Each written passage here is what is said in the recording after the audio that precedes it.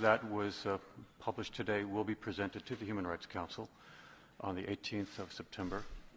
And then there'll be additional documentation and additional report that will be made public prior to that. We'll give you more information as we close to that date. So I now will turn over to each of the experts who will deliver opening remarks independently, and then immediately over to you for your questions. Thanks.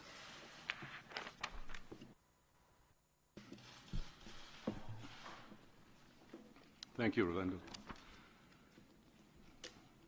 Good morning. And thank you for joining us today. I see many of us here of previous occasions, so I can relax in that sense. In March 2017, the Human Rights Council created an independent international fact-finding mission on Myanmar. It was tasked with establishing the facts and circumstances of recent allegations of human rights violations and abuses in Myanmar, in particular in Rakhine State. This was in the aftermath of large-scale violence in Rakhine State in October 2016. Soon after we began our work, the situation in Rakhine escalated into a horrific human rights catastrophe. And the mass exodus of Rohingya from Myanmar to Bangladesh, establishing the facts of these events, has been a central focus of our work. However, we have endeavored to consider these extreme and highly mediatized events in their context, and in the context of Myanmar as a whole, as required by our terms of reference, to enable us to understand patterns and draw all appropriate conclusions.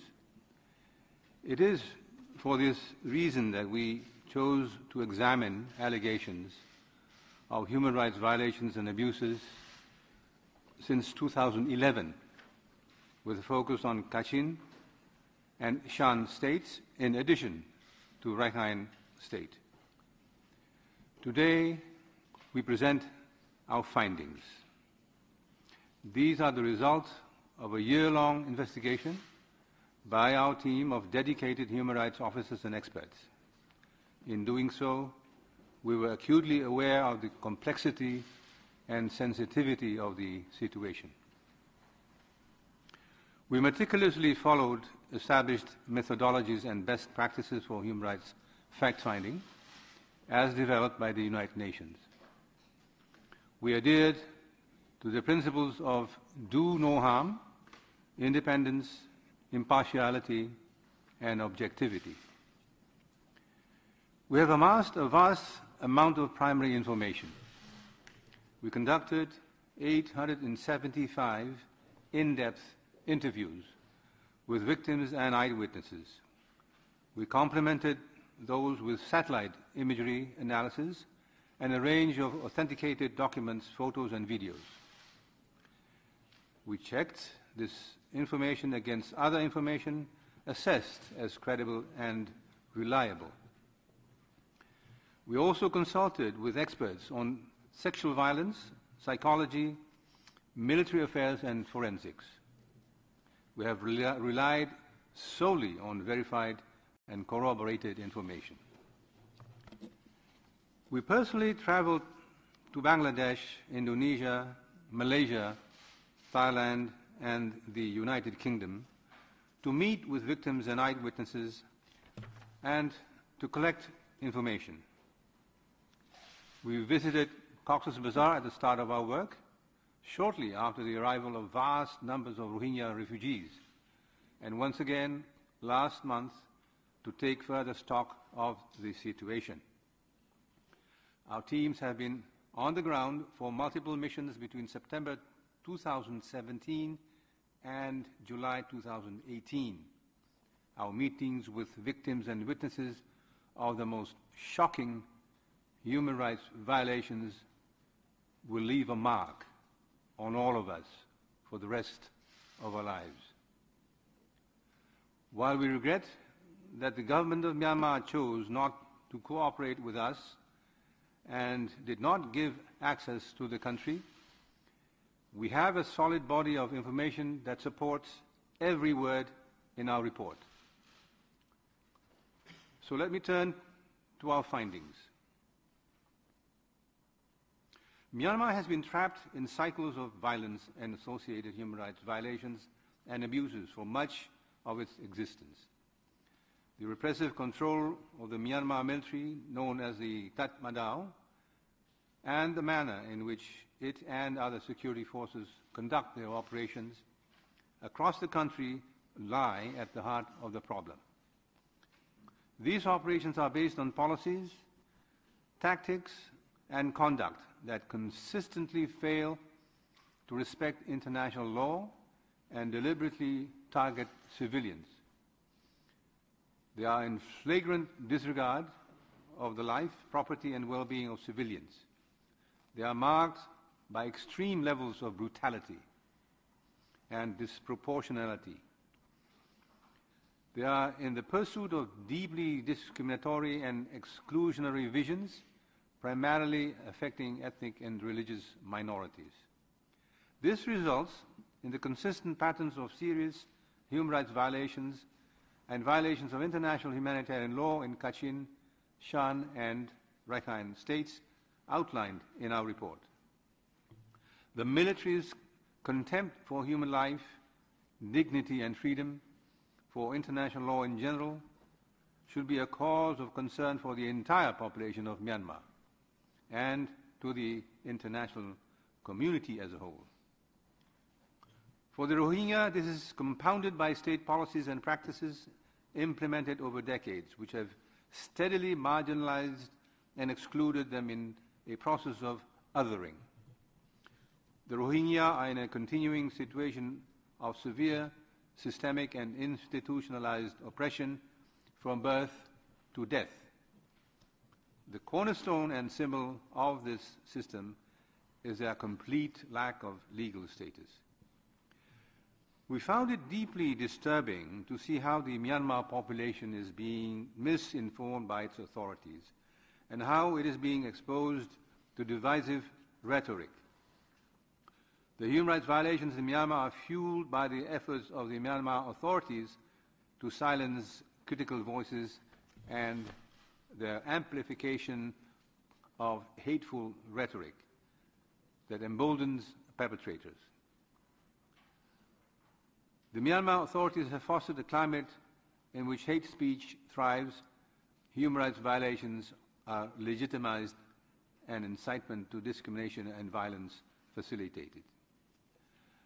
Now, to go into the substance of the report, may I ask Ms. Radhika Kumaraswamy to report further on this. Good morning and thank you for coming.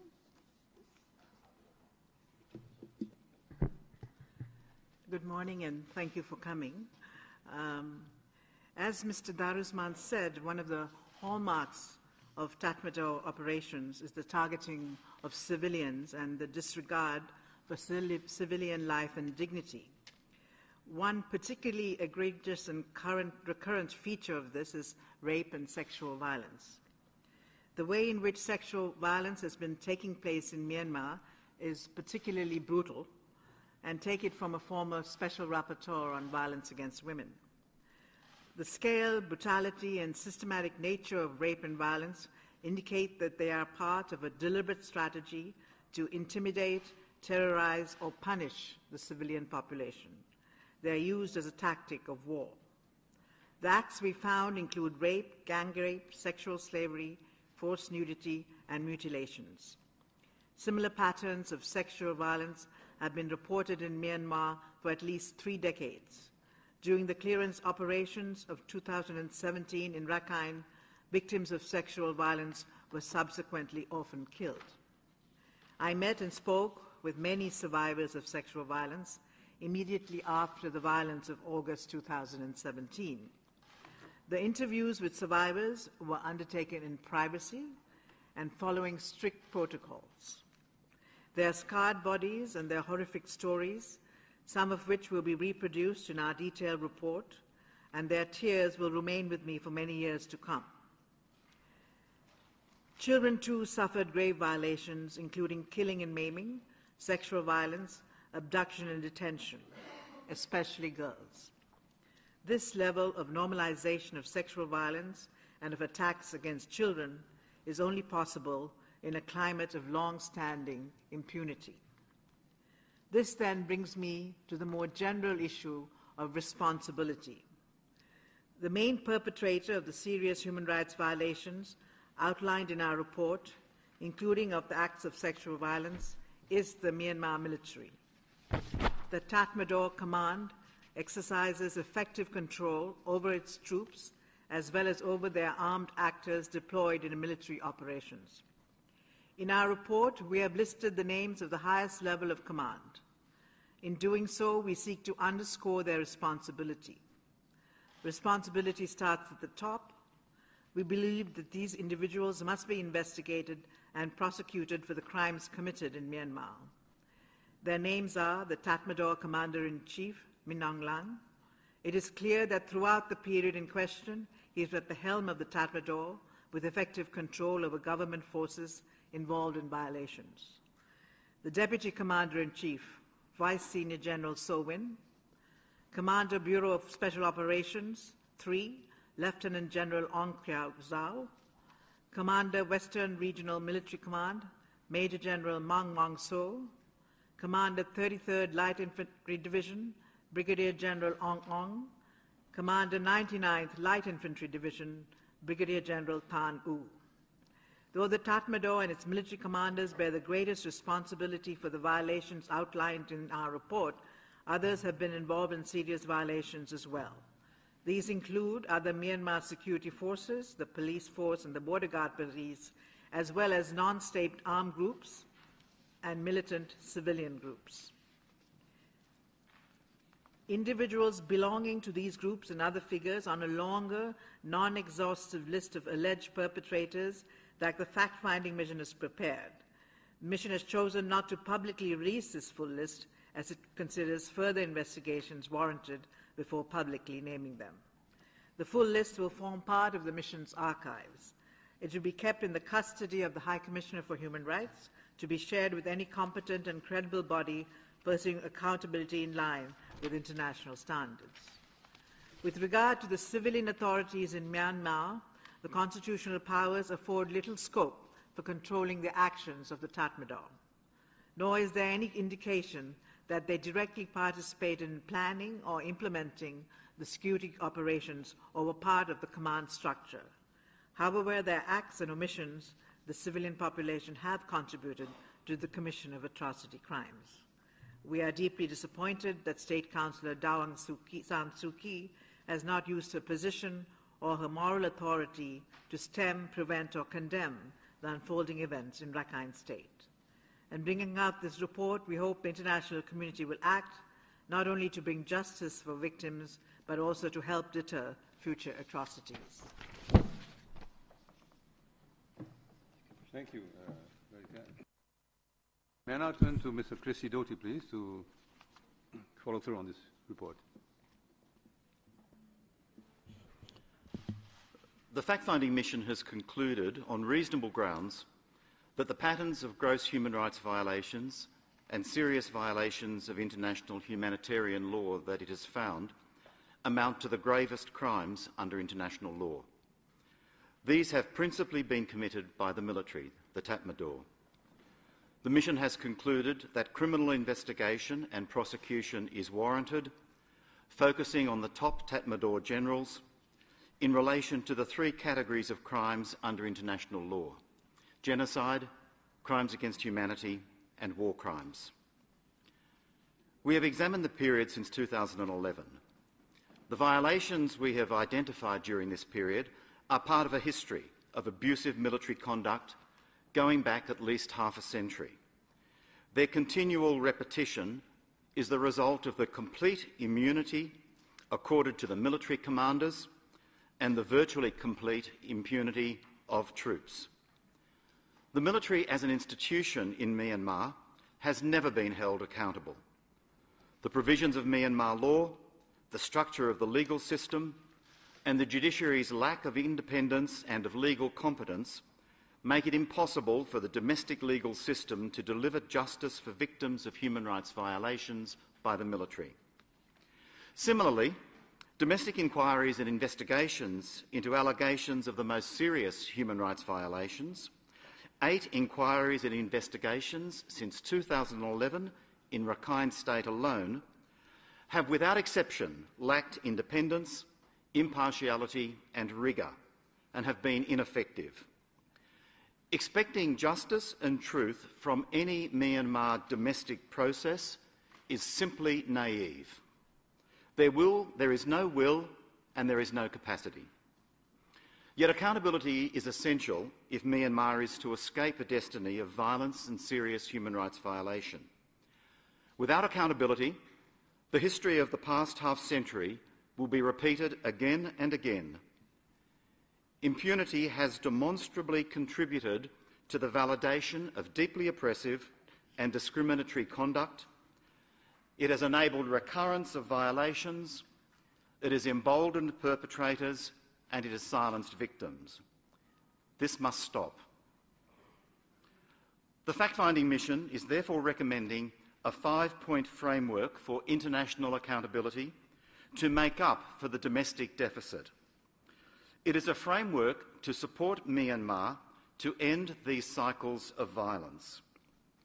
First, there should be an international judicial mechanism to try Myanmar's top generals and others who bear the greatest responsibility for crimes of genocide, crimes against humanity and war crimes. The Security Council should act to refer Myanmar to the International Criminal Court or to establish a special ad hoc tribunal on Myanmar. Second, there should be an independent mechanism to conduct criminal investigations and prepare for prosecutions until a judicial tribunal has jurisdiction. It could be established by the General Assembly or by the Human Rights Council itself. Third, there should be a properly resourced office within the Office of the High Commissioner for Human Rights to support the work of the High Commissioner and the Special Rapporteur on Myanmar in monitoring and reporting on human rights in Myanmar. And the Office of the High Commissioner should provide technical assistance to Myanmar. Fourth, there should be a trust fund to address the needs of victims, including through psychosocial support, livelihood support, legal aid and other services. And finally, there should be a short-term mechanism until the preparatory mechanism and the OHCHR office are operational to ensure that there is no gap between the completion of our work and the commencement of the work of the new mechanism and OHCHR. We are convinced that the international community holds the key to lifting the destructive veil of impunity in Myanmar. The international community has an obligation to act with urgency. Thank you, Chris. As you have heard, our findings are grim. However, we believe that there is hope for Myanmar. We have undertaken our work with dedication because we believe that establishing the facts is the first stepping stone towards change. The victims of human rights violations have the right to the truth, and so does the people of Myanmar as a whole. Without the truth, Myanmar will not be able to ensure a prosperous and stable future for its people, all its people. Myanmar's transformation into a democratic state has barely begun. It will require 3 major shifts to avoid the repetition of the kind of violence and atrocity crimes we have outlined in our report. The security forces and the Tatmadaw in particular will have to be brought under civilian oversight. All state institutions must be answerable to the people. This may well require a complete reconstitution of and vetting of the Tatmadaw. That's number 1. Number 2, A reconciliation process must be driven by a concept of the state and nation that is inclusive, based on equality and respect for human rights. The linkage between national races, citizenship rights, and human rights must be broken. Lastly, the practice of impunity must be ended. While the first two shifts will largely have to be driven domestically, the third shift can be addressed at this time only by the international community, as was laid out earlier. Considering that accountability is currently unattainable domestically in Myanmar, the impetus must come from the international community. Thank you, and we will now take your questions. Thank you, Marzuki, and to all of you for those very comprehensive remarks. Now to you in the back.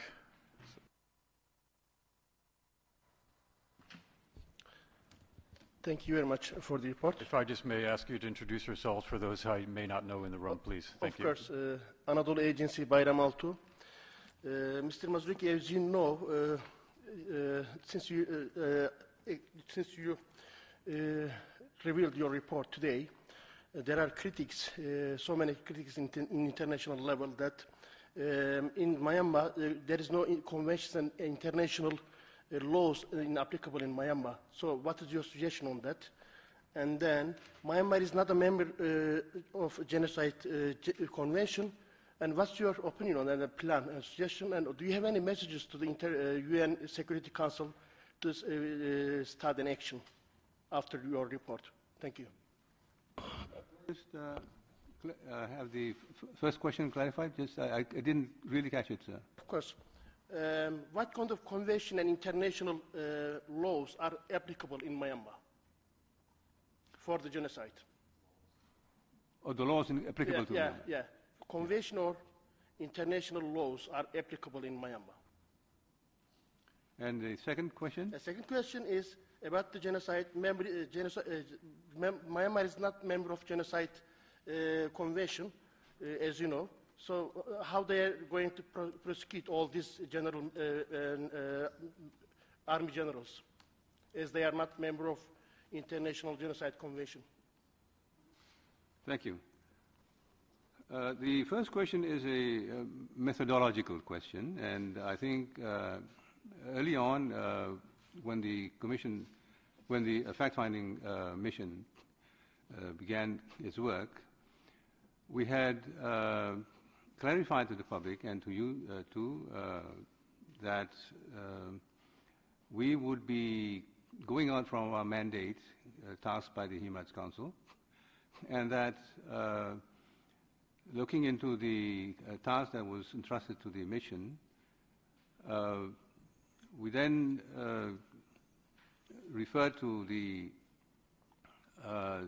laws that would be applicable in our fact-finding efforts. These are, of course, the standard laws, and the primary, of course, being international human rights law, the international humanitarian law, and other applicable laws that are relevant to the mission. My colleague will be able to go into more details about this because we have a division of labor here. But on to the second question, of course, your question was that Myanmar is not a member of the Genocide Convention. Yes. Well, that being the case, I think it falls under the what is this, ambit of international customary law, and therefore I think we are on firm ground on that matter. Thank you. Chris, can you just... Sorry, just to follow up, another question. What is your call to the UN Security Council after this report? What sort of messages you have to, you are referring to the UN Security Council? Thank you.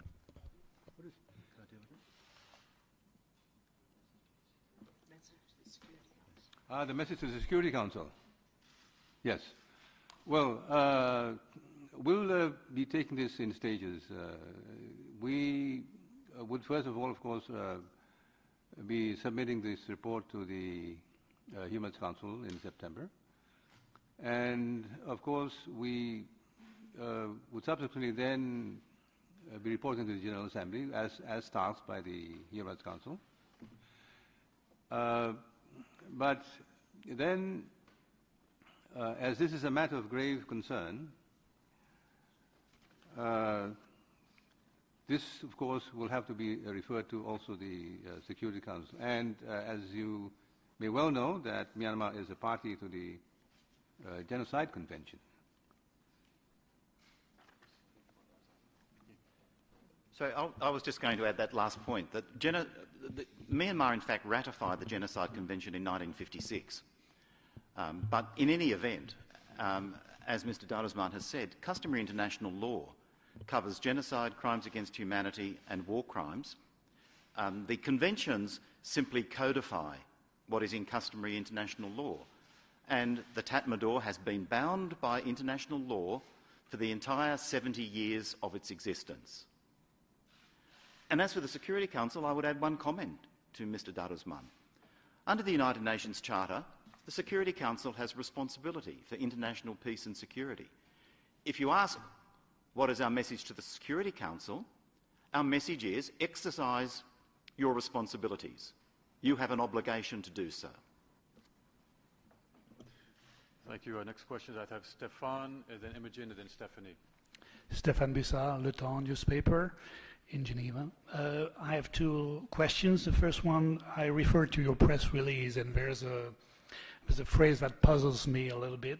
You're talking about the civilian authorities basically not having control over the action of the Tatmadaw, but on the other hand, you're saying that Aung San Suu Kyi, for example, didn't do her job. So I see a little paradox or contradiction here, if you could answer that. And my second question is about the term genocide, obviously a very sensitive legal term, and what makes you believe that what the grave crimes that have been committed amount to a crime of genocide? Thank you.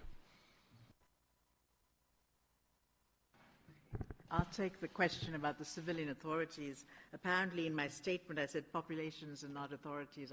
It was the civilian authorities I'm talking about. First, let us be very clear. Our main perpetrator, the people who we want the spotlight on, is the Tatmadaw. They had effective control of all these operations, especially the top command, and they bear the greatest responsibility. So we don't want to take away from that. Now, the civilian authorities, it is very clear under the Constitution, have no powers or oversight over the Tatmadaw.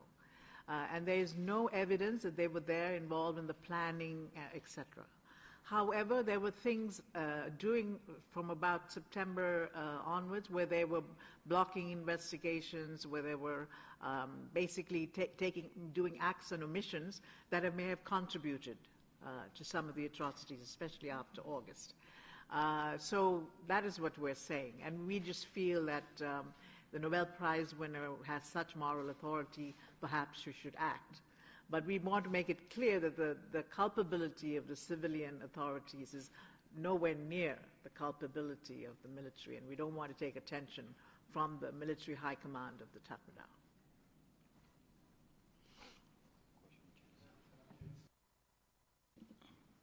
Perhaps if I could answer the question on genocide.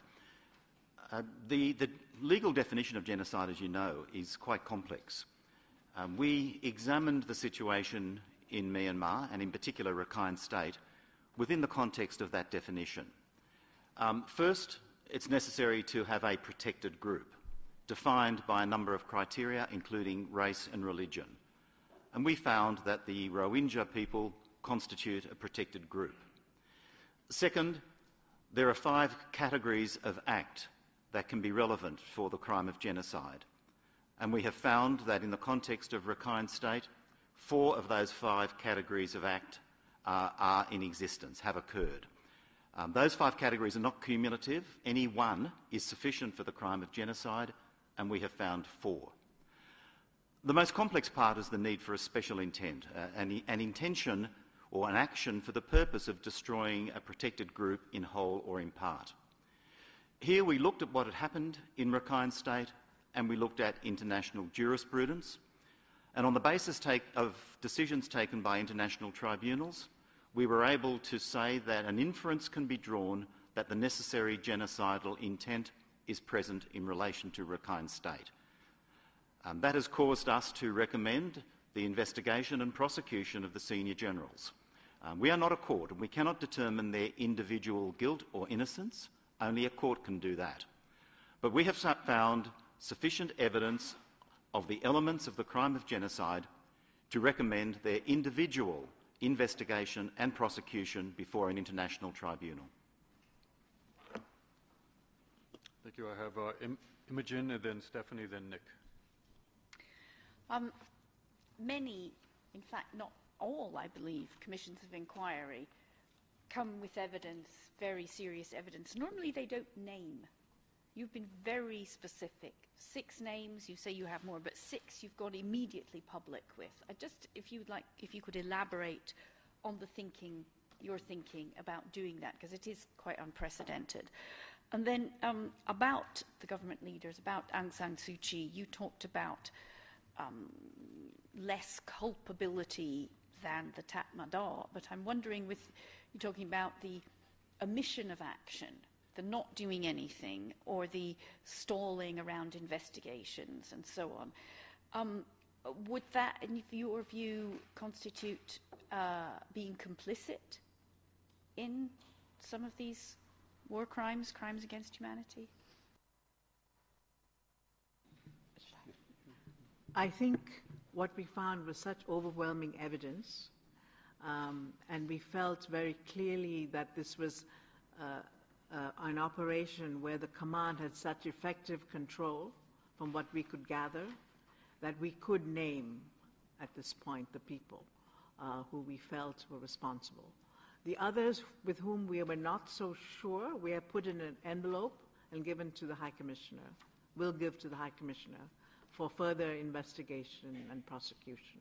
So these are people whom which we are very, very sure that they have, they should be investigated or prosecuted.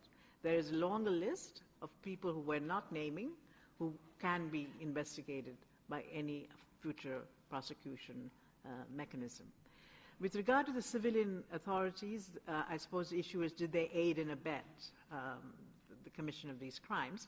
And there the test is, was it a significant contribution? That's the test that has to be met.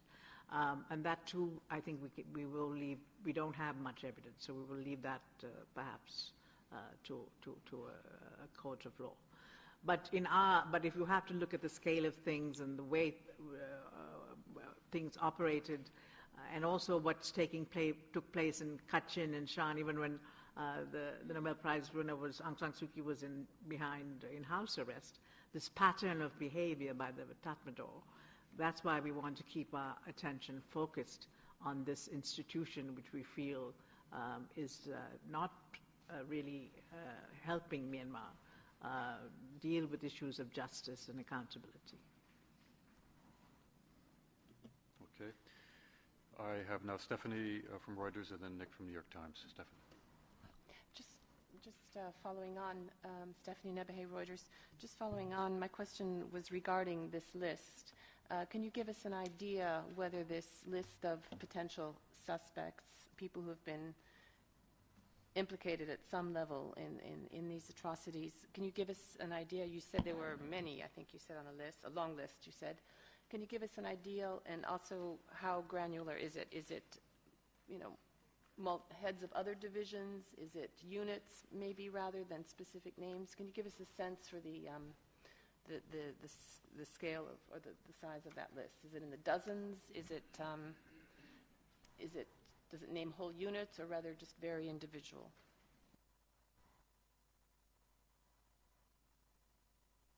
Compiling the 400-page report, and at the end of that, there will be a list. It will include people who feel under reasonable grounds. Of course, that's the standard that we use. Reasonable grounds should be investigated and prosecuted, and they include military as well as auxiliary forces. They will include non-state actors. There's also mention of civilian individuals, as well as other groups, people and individuals that we feel should be investigated and prosecuted for crimes. But we're keeping the list. We're not making it public because we feel it's not the same level of responsibility as those of the 6 we mentioned. Thank you, Radhika. Now, Nick, then Lionel. Hello, yeah, Nick Cumming-Bruce, New York Times. You talked about the genocidal intent in other contexts. Could you just elaborate what these other contexts are that you feel indicate genocidal intent on the part of the Tatmadaw? And secondly, you talked about the failures of the United Nations in Myanmar, and you even indicate lack of cooperation with your mission by parts of the United Nations in Myanmar. Could you elaborate on that, please?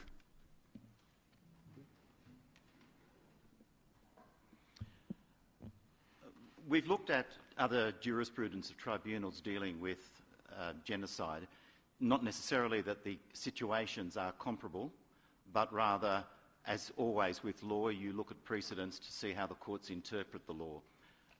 Most of the genocide cases in the last couple of decades have involved Rwanda and former Yugoslavia, and the specialised tribunals dealing with those. There are a few other examples, but that's where most of the jurisprudence lies. And so we've been guided by that jurisprudence. Sorry, the second question again? I should have written it down. The United Nations. Look, we have referred to the fact that some UN agencies were not as cooperative as we would have liked. But the major recommendation we make is just a simple recommendation of good management in relation to the UN. We did not see our task as focusing on United Nations agencies. But it's certainly the case that United Nations agencies have been active for a long time in Myanmar, and in spite of that, they have been dealing with a human rights and humanitarian law catastrophe. And simple good management practice requires that any organisation that finds itself dealing with a catastrophe of this kind undertake an independent review so that it can learn lessons from what has happened and also particularly identify where it could have done better. We have not looked at the detail of that, which is why we have recommended that it be done, but for us it is simply good practice to have that kind of review. You want to add to that? Yes, if I can just add to that, Rando. In the aftermath of these atrocities and in the aftermath of looking into these matters by any commission or fact-finding mission, the question always arises, could it have been prevented or not? And therefore, it's part of the process of looking into the matter to see how all, let's say, stakeholders and elements here can be reviewed in their roles as to how this could be then prevented from happening again. And therefore, it's almost in one breath that we'll have to look into that. But the mandate that was given to us was to look into specifically into the atrocities. But the review of the UN agencies, of course, is part and parcel of that process. The other point that I might just want to make is the earlier question on message to the Security Council. Now, in our press release, the mission called for the situation in Myanmar to be referred to the International Criminal Court. And that, of course, is the task of the Security Council to undertake. And so the message to the Security Council is, of course, refer Myanmar to the ICC.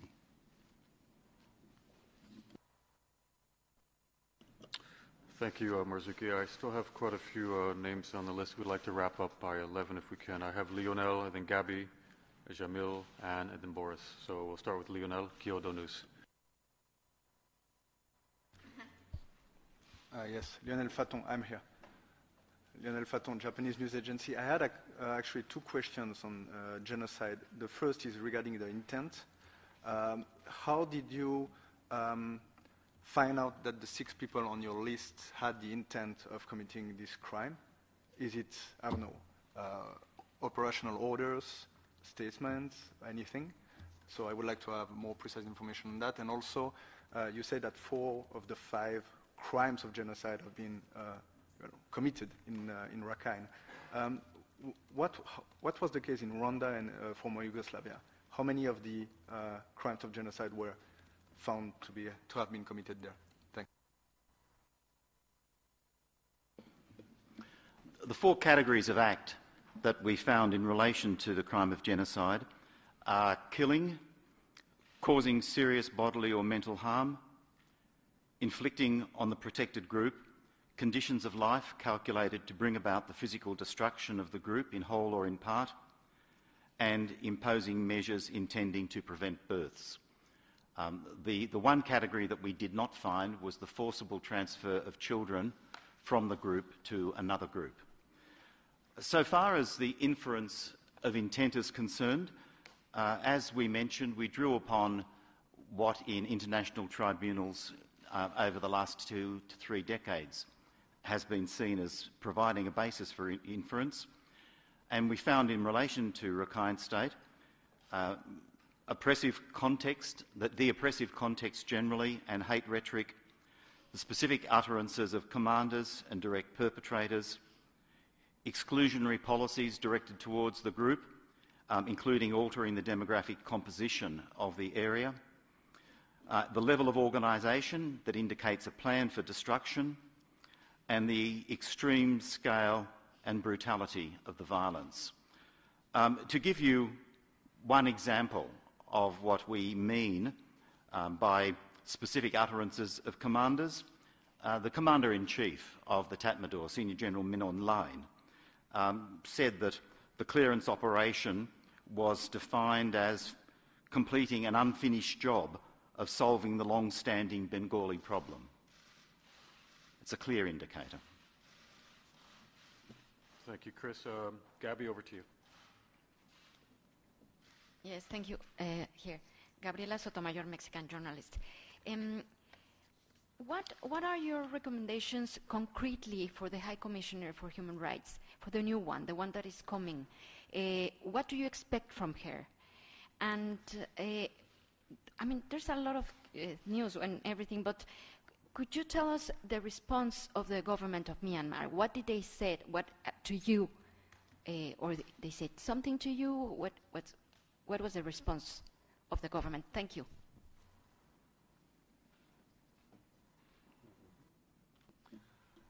I'll take the last question first. We have given the government of Myanmar a preview of the report, and this is all within the time frame of these reports being submitted to the Human Rights Council eventually. We have not, and we've given the report with ample time to respond to. But this is perhaps more at the tail end of the process. We have not been given any cooperation from the Myanmar government since the very beginning. We have not been given access to the country, and therefore we've had to work on the basis of the 30-year-long Myanmar case, Burma, known as Burma before, which has accumulated massive information on the country. With regard to the report, we have yet to hear from the Myanmar government their response to this, and presumably this will only be clear once we submit the report to the Council in September. So we have not yet had any reaction or response from the Myanmar government. Thank you. Could I perhaps respond to the first part of your question? The report that we're releasing today is the report that goes to the Human Rights Council, and its recommendations deal only with accountability. Our detailed report, which will come out to coincide with our appearance at the Council on the 18th of September, will make a range of other recommendations, including to UN agencies and the Government of Myanmar and various others.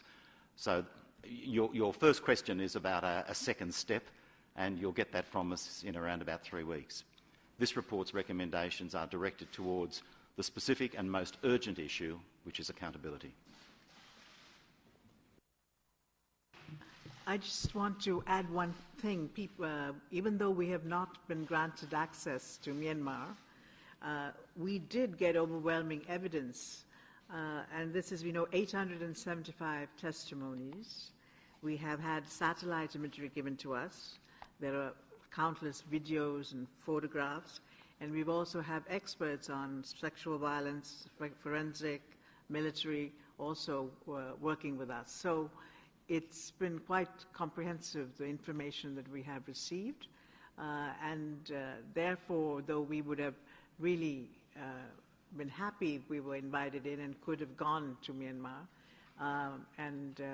but still we have extraordinary amount of evidence that has been given to us. Just quickly on this, again, may I just point out that the exodus that took place in August last year did not end a week or 2 weeks after that. People kept trickling out until even last month. And therefore, when we met with these people in Cox's Bazar, these were the very same people that we would have been meeting had we been given access to the country. So we have access to primary information, the 875 plus interviews, and the analysis imagery, satellite imagery, I think sufficiently justifies us in drawing conclusions of what took place there. Thank you all. Now I have Jamil and then Anne. Jamil. Hi, sorry. It is still the issue of the cooperation with the government. We have seen here for the last years Mrs. Suu Kyi coming for the ILO, for the events, and very well received here. So I was just wondering, have you tried to contact her directly? Have you had any communications with her directly regarding this? And if so, what was her response or her office's response? Thank you.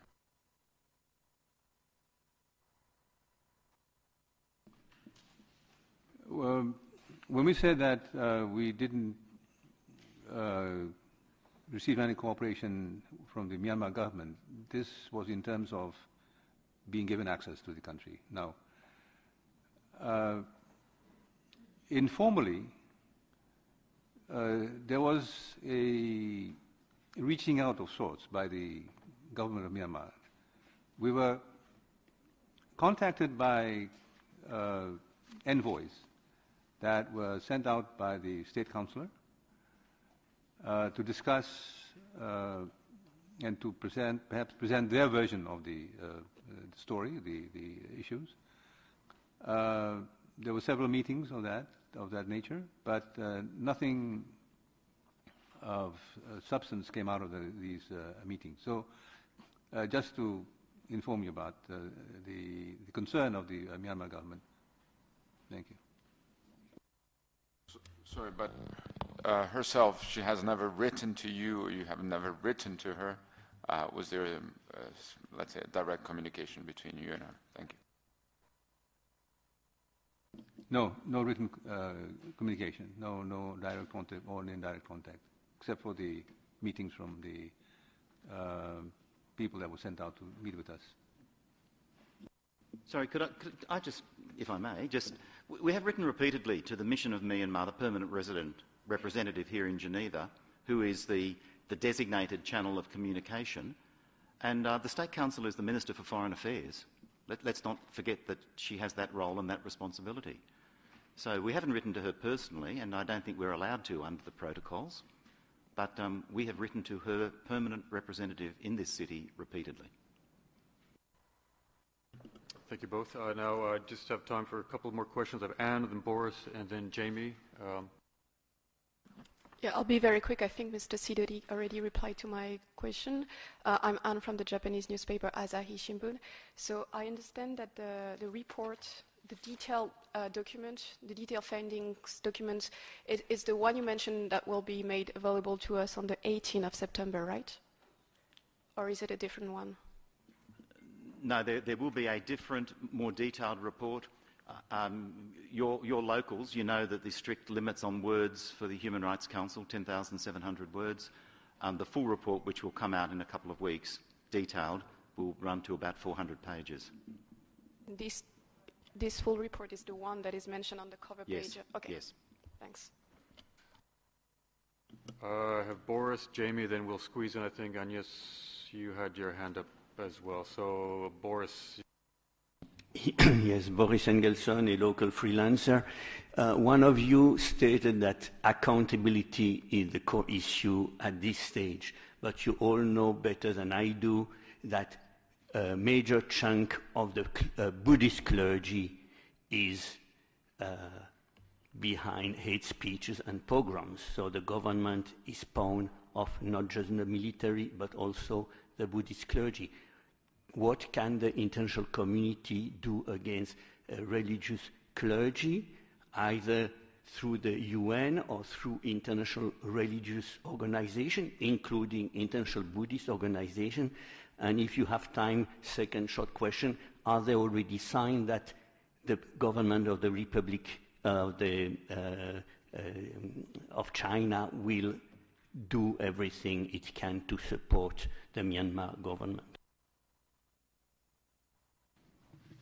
I think the issue is really impunity.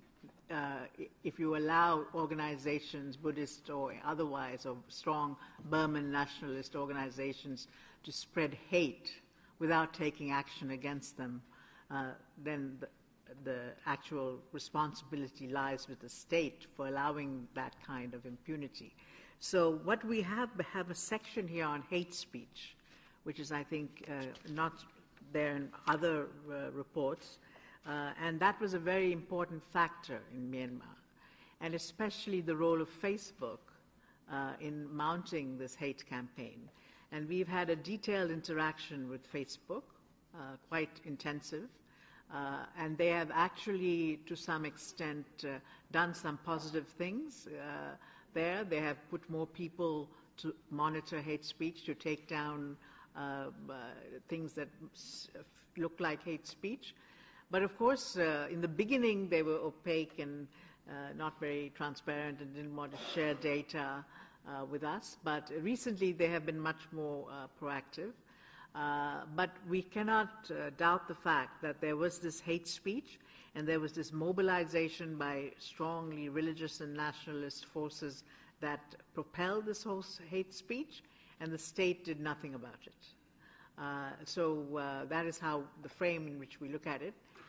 And also we feel that platforms for this kind of hate speech, such as Facebook and others, should try and hold themselves responsible and start to take action.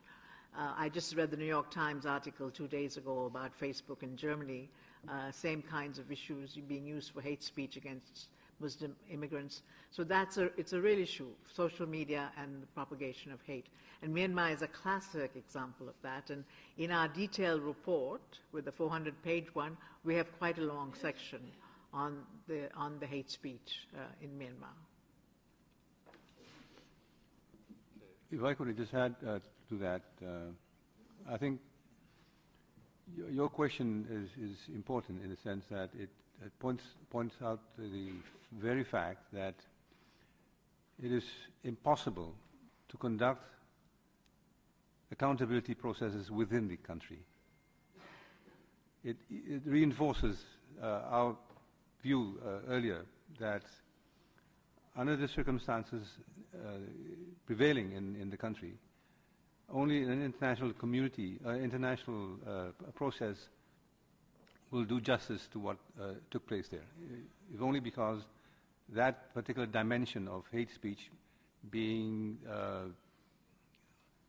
defining the context of the political situation within the country.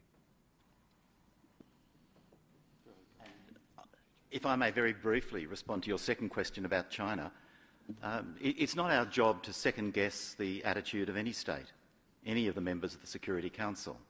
They have responsibilities. Our job is to expect them to live up to their responsibilities. I do note, however, that relations between states are in a constant position of flux, and relationships change and attitudes change. Thank you. Last two questions, Jamie, AP, then Agnes from AFP. Good morning, Jamie over here from Associated Press. I'd really like to drill down on this issue of genocidal intent. If I understood from you, Madam Kumaraswamy, you don't have any documentation that shows directly. I'm trying to understand exactly how you get these 6 names and link them directly to genocidal intent. I mean, have all of them spoken out publicly, showing these things? Have you received any kind of internal documentation at all, or sought any internal documentation, emails, other orders of sorts that would show that these 6 individuals precisely took action that led to what could be genocide? Thank you. I will let Chris answer the first part, and then I will also just say something. I simply repeat the reference I made earlier to the types of activities and situations that have been held in tribunals as enabling an inference of genocidal intent. In the case of Myanmar, like almost all circumstances of genocide, there is no smoking gun. We do not have a copy of a direct order that says undertake genocide tomorrow, please. But that is the case, almost universally when cases of genocide have gone before the courts. The intent has to be inferred from the surrounding circumstances. The two relevant things for us are first that the kinds of circumstances are of a nature, the kinds of circumstances that in other cases have been found to constitute or enable the inference of intent to be found. And second, in Myanmar there is a very clear chain of command, and there is no doubt in our minds whatsoever that what we saw happen in Rakhine as a whole would not have happened without it firstly being within the knowledge of the senior military leadership, and secondly under their effective control. And it's because of the clarity of the chain of command in Myanmar that we have recommended the investigation and prosecution of these 6. We are not removing the presumption of innocence. We are not saying that they individually have been proven to have the necessary intent, but we are saying that given all of the circumstances, all of the inference, all of the facts that we have found, and we have found extensive range of facts, and the tightness of the chain of military command, they should be investigated and prosecuted. And if I could add, with regard to genocidal intent, the earlier way of looking at it was that you needed direct evidence, but now, as you know, the court's jurisprudence is now you can infer from circumstances as well at a very high level and at a high test. But to some extent, I think if you look at paragraphs 85, 86 and 87 of the report, it spells out the factors we looked at that pointed to the intent. It looks at the inferences, including a quotation from the Commander-in-Chief about unfinished jobs. And in our if you, in our big report, the 400-page report, you will find more along the same under the section on genocide, of taking various quotations, etc. from. Very, very quick. Jamie, go ahead. I want to just be clear on this, because it sounds like what you're saying is that by the chain of command is how you got to the 6 names, right? So in other words, because there's going to be obviously a very high standard of proof if this one day does get to some sort of a tribunal, and well, I think is it your assumption that that's going to be enough? the issue is effective control. So we are finding that the Tatmadaw High Command had effective control of what was going on. So that's the test for responsibility. Thank you. Last question, and yes, AFP. Yes, I'm here. Yes, sorry. So it will be two very short questions. On the question of genocide, you say your report is looking at everything that happened since 2011, but you also mention violent actions half a century ago. So could you say exactly when would you say that the genocide has begun? And the other small question is coming back on the Facebook role. In the report, you call for an investigation.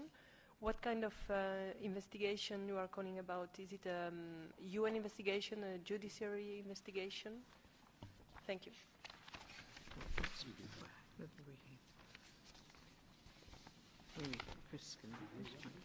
Yeah, first one. I can certainly answer the first question, which relates to the start date, but the answer, I'm afraid, is imprecise. We've looked back over the context. We look, as you say, since 2011, but the context of Myanmar in which these events occurred go back much further than that. I think we can say quite confidently that the elements of genocide were present by the 25th of August 2017. But that is not necessarily the start date. That's when it becomes for us conclusive on the evidence that we have received. That's when we are able to make a finding on reasonable grounds. But it may well have been crystallised well before that, because many of the inferences that we draw from the circumstances of Rakhine State have been developing for a very long period of time. So I can give you that date as the date of certainty for us, but it may have been before that. Your second question on Facebook, I'm happy to let Radhika, who mentioned it, deal with. I think I don't think we asked for an inquiry into Facebook. Examine, yeah. But I mean, what we envision is that it examine its policies and look into ensuring, and also that it is a platform, and we value freedom of expression. But we feel that it seriously is an issue that it needs to look at, and maybe the international community has to look at, with regard to the spreading of hate speech on its platform. And it's something that I think is not only peculiar to Myanmar. It's been present in my own country, Sri Lanka, and now I saw in the article in Germany. So it's a serious issue to look at and examine.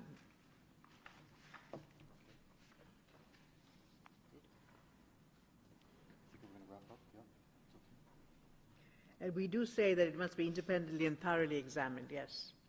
Yeah, by Facebook and maybe by the international community. But that's the issue that needs to be looked at. Before we end, we had anticipated that perhaps a query might be brought out. What would be among the first few things that the government of Myanmar could do so that we can then proceed with this business of accountability? Now, some people would say that this requires the stepping down of the commander-in-chief, immediate effect.